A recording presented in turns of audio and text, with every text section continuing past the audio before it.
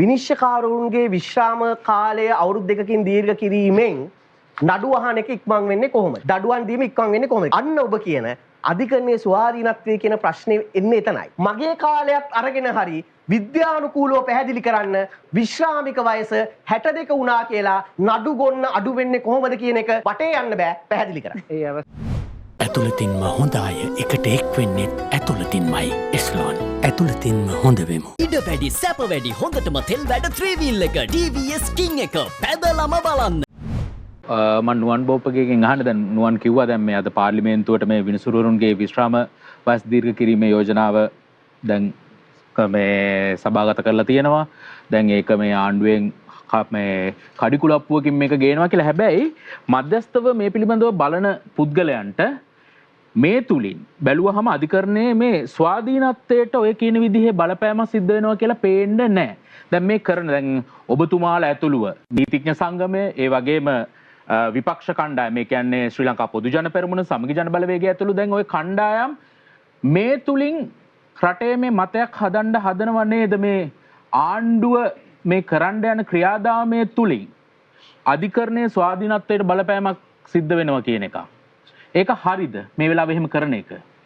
මම හිතන්නේ අපි අවස්ථා ගණනාවකදී මේක ඉතාමත් පැහැදිලිව කලින් අවස්ථාවෙත් පැහැදිලි කරා. මම මනෝජ් මෙහෙම කියන්නම්.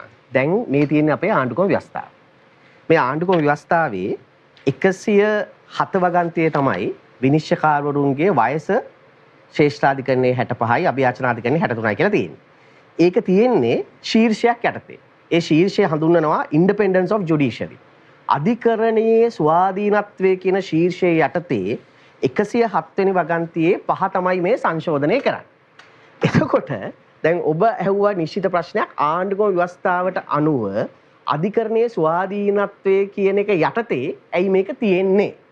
ඒ කියන්නේ වයස කියන්නේ විශ්‍රාම වයස කියන්නේ එක්තරා විදිහකට වරප්‍රසාදයක්නේ. ඒතකොට මේ වරප්‍රසාදය දැන් ඇයි හදිස්සියේ වැඩි කරන්නේ?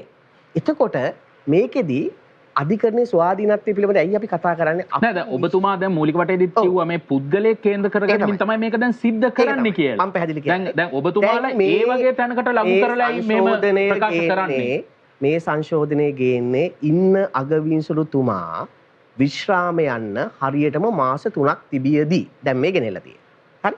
එතකොට අපිට මේක කඩිමුඩියේ ගෙනෙල්ලා මේ සම්මත කරගන්න උත්සාහ කරන්නේ එතුමා විශ්‍රාම යන්න කලින් මේ සංශෝධනය ගෙනෙල්ලා එතුමම අවුරුදු 2ක් තියාගන්නවා කියන එකට කිසිදු සැකයක් නැහැ.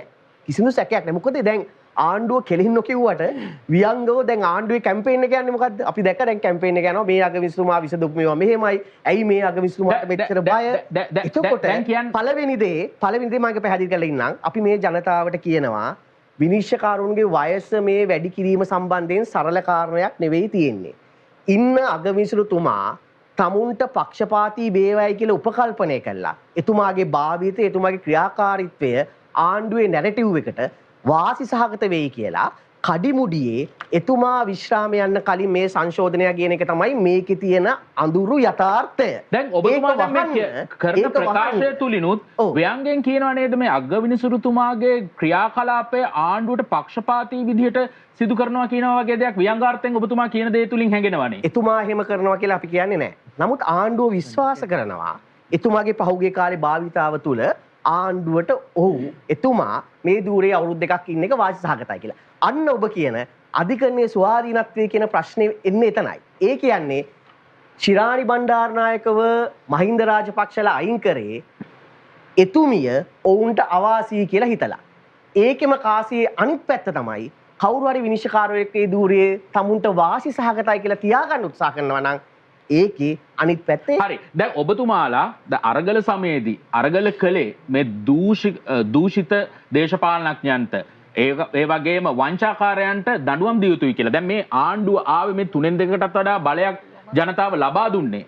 අනිවාර්යයෙන්ම මේ වංචාකාරයන්ට දූෂිතයන්ට දඬුවම් දීමට. දැන් ඒ ක්‍රියාවලිය මේ දැන් කඩිනම් වෙලා තියෙනවා. දැන් කඩිනම් වෙලා තියෙද්දි දැන් මෙවැනි දෙයක් සිද්ධ කරමින් යන විනිසුරුවරුන්ගේ විශ්‍රාම වයස සීමාවල් දීර්ඝ කිරීමට යනවා.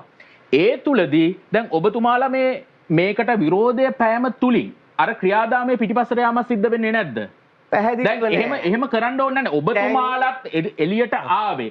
ඒවා කරන්න ඕනේ. දූෂිතයන්ට දඬුවම් දෙන්න ඕනේ. ඔබතුමාලගේ දේශපාලන ක්‍රියාවලිය තුල ඒක තමයි සටන් පාට වෙලා තිබුණේ. නමුත් දැන් මෙහෙම කතා කරනකොට කොහොමද ඔබතුමාලා මේ දිව දෙකකින් කතා කරනවා වගේ නේ අපිට පේන්න තියෙන්නේ. දැන් මෙතන ඉන්නෝනේ മന്ത്രിලා දෙන්නෙක් තරුණ. ඔව්. හරි. අද දවසම මම නිශ්ශබ්දව ඉන්නම්.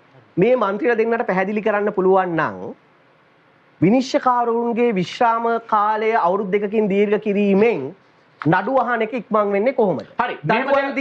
දඩුවම් මට විනාඩි දෙන්න. දඩුවම් දීම ඉක්මන් වෙන්නේ කොහොමද? දැන් මෙතන දිනිඳු ඉන්නවා. දිනිඳු බට මතක හැටි විදියට රුහුණු විශ්වවිද්‍යාලයේ ශිෂ්‍ය සංගමයේ ඉන්නකොට අත්අඩංගුවට ගත්තුනා මම ඉදිරිපත් වෙලා ඇපාරන් තියෙනවා.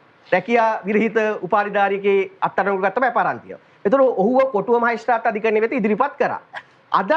අද උදේ කොටුව මහේස්ත්‍රාත් අධිකරණයේ නඩු 100ක් ආවේ විනිශ්චයකාරතුමා ඉස්සරහා. ඒතර මේ විනිශ්චයකාරතුමාට අවුරුදු 48ක් විතර ඇති.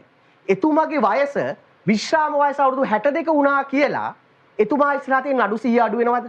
එතුමා තාම විශ්‍රාම යන්න හිතලවත් නැහැ.